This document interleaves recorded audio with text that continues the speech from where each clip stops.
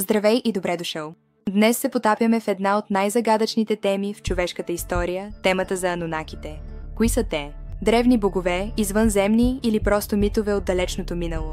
Преди повече от 5000 години, в древна Месопотамия, шумерите разказвали истории за могъщи същества, наречени анунаки. Според техните легенди, това били децата на небето и земята, съдии на човечеството, владетели на светове, отвъд нашето разбиране. В съвременните времена тази митология придобива нов облик. Авторът Закария Сичин предлага смела теория. Той твърди, че анунаките не са богове, а напреднала извънземна цивилизация от мистериозната планета Нибиру.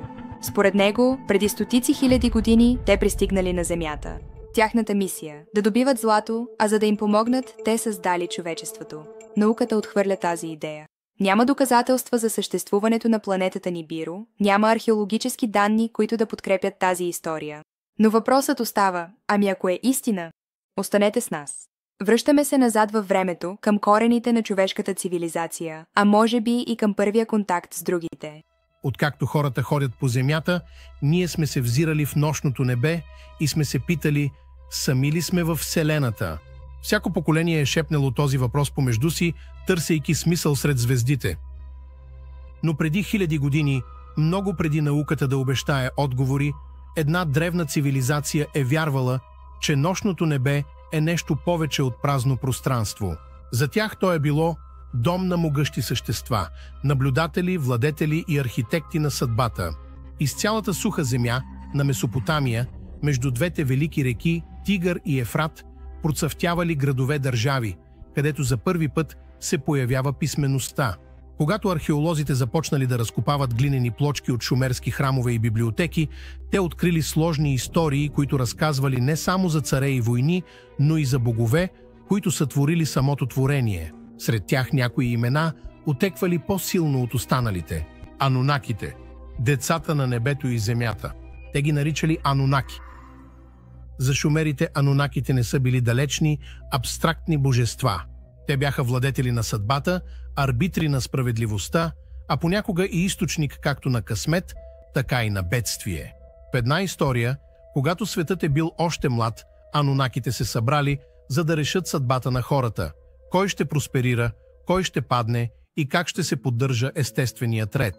В друга история, те слизат на земята, прекосявайки прага между световете, а действията им оформят както реките, така и планините.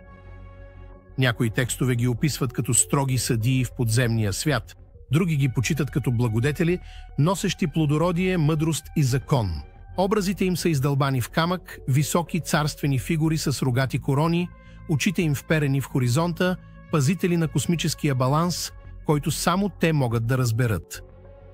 В продължение на векове, историите за анунаки си останаха просто това – митове, запазени в крехката глина на клинописните плочки и издълбани в рушащите се зикурати. Техният език беше език на символи и алегории, отразяващ надеждите и тревогите на свят, който се опитва да разбере хаоса. Но не всички бяха доволни да оставят анунаки заболени в мъглата на легендите. През 20 век нова теория разпали любопитството по целия свят, смесвайки древни митове с съвременни спекулации.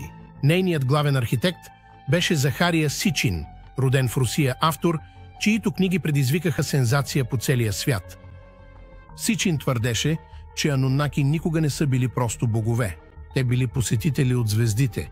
Според неговата интерпретация, тези могъщи същества произхождали от неизвестна планета в края на нашата слънчева система, скитащ свят, който той нарекал Нибиру. Преди хиляди години, пише той, те пътували до Земята не за завоевания, нито за поклонение, а заради един елементарен скъпоценен ресурс – златото. Защо злато? Светът на анунаки умирал, атмосферата му се разпадала и само златото можело да го спаси. Те се нуждаели от този рядък метал, за да поддържат своята технология, за да защитят света си от унищожение. А Земята, млада и богата на ресурси, била идеалното място да го намерят. Така историята поема смел обрат. Сичин твърдеше, че анунаки са създали самата история на човечеството. Древните разкази, предполагаше той, не били поезия, а прикрити записи, Според него хората били създадени по замисъл, не от богове в духовния смисъл, а от учени отдалеч, които смесили своите гени с тези на ранните хоминиди, за да създадат нов вид. Вид, създаден да служи, да копае, да добива, да се труди в непокорната земя, докато Анунаки наблюдавали отгоре. Доказателството за това, настояваше Сичин, било скрито пред очите на всички. Той посочваше странните форми на шумерските символи, на пасажи, които говореха за небесни колесници и посетители, слизащи по лъчи от огън. Той тълкуваше митичния списък на шумерските царе, които управлявали хиляди години, като доказателство за намеса на нечовешки същества. Дори самите храмове, твърдеше той, били построени не само за да почитат боговете, а като фарове за завръщането на техните създатели. Както може да се очаква, подобни твърдения бяха посрещнати с скептицизъм. В продължение на десетилетия водещи археолози, лингвисти и историци подлагат идеите на Сичин на внимателен анализ. Тяхната присъда е почти единодушна. Теорията не издържа на научна проверка. Първо, има въпроса за Нибиро. Съвременната астрономия не е открила никакви доказателства за такова скитащо се тяло в нашата слънчева система, а нито един шумерски текст не го описва ясно по начина, по който твърди Сичин. Преводът на клинописните плочки, извършван с огромно старание от поколения учени, не разкрива истории за генно инженерство или извънземни посетители, а за богове, метафорични, могъщи, загадъчни, но все пак поетични творения на човешката култура. Експертите твърдят, че разказите за Анунаки са митологични, а не исторически. Те отразяват страховете и стремежите на един народ, който, подобно на нас, търси смисъл пред лицето на неизвестното. Истории за богове, които носят закони или потоп, създават ред или предизвикват хаос, се срещат в много древни култури. Не като буквални истории, а като рамки за обяснение на свят, управляван от сили извън човешкия контрол. И все пак, въпреки опроверженията, легендата продължава да живее. Защо? Може би защото митът за Анунаки докосва любопитство, по-старо от самата история. Наистина ли сме просто продукт на случайността и еволюцията, или има водеща ръка, скрита току, извън обсега на разума, която оформя съдбата ни от звездите? В сенчестата граница между мит и факт, Анунаки се превръщат в символ. Те въплъщават копнежа за космическа връзка, подозрението, че светът крие повече тайни, отколкото дори най-великите ни учени могат да разкрият. Всеки странен артефакт, всеки неразчетен надпис, всеки необяснен монумент се превръща в очите на някои в още една следа по пътеката, оставена от нашите космически предци. От шепота на шумерските жреци до разгорещеното въображение на писателите от 20 век, историята на Анунаки надхвърля границите на времето и вярата. Тя вплита история, мит и спекулация в гоблен на чудесата. Днес, застанал в музеите на Багдад или сред руините на древен Урук, човек може да си представи сенки, които се носят под горещото иракско слънце, пазители на една изгубена епоха. Дали са те ехото на божествени същества, плът и кръв посетители от другаде, или просто плод на човешкия ум, търсещ смисъл? За учените отговорът е предпазливост.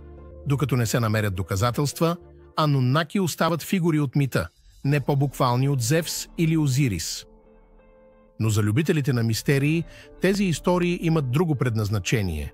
Те са покана, зов да си представим светове отвъд нашия, да търсим смисъл в шарките на небето и земята. Без значение къде стоите, един факт е неоспорим.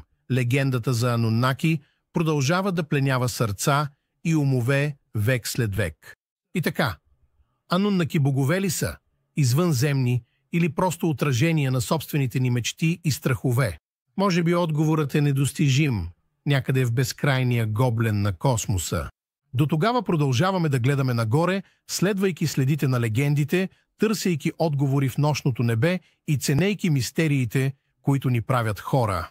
Анунаки – владетели, наблюдатели, създатели или просто мит? Присъдата остава ненаписана. Въпросът витае сред звездите, а истинският отговор е скрит, може би завинаги, в безграничното въображение на човечеството.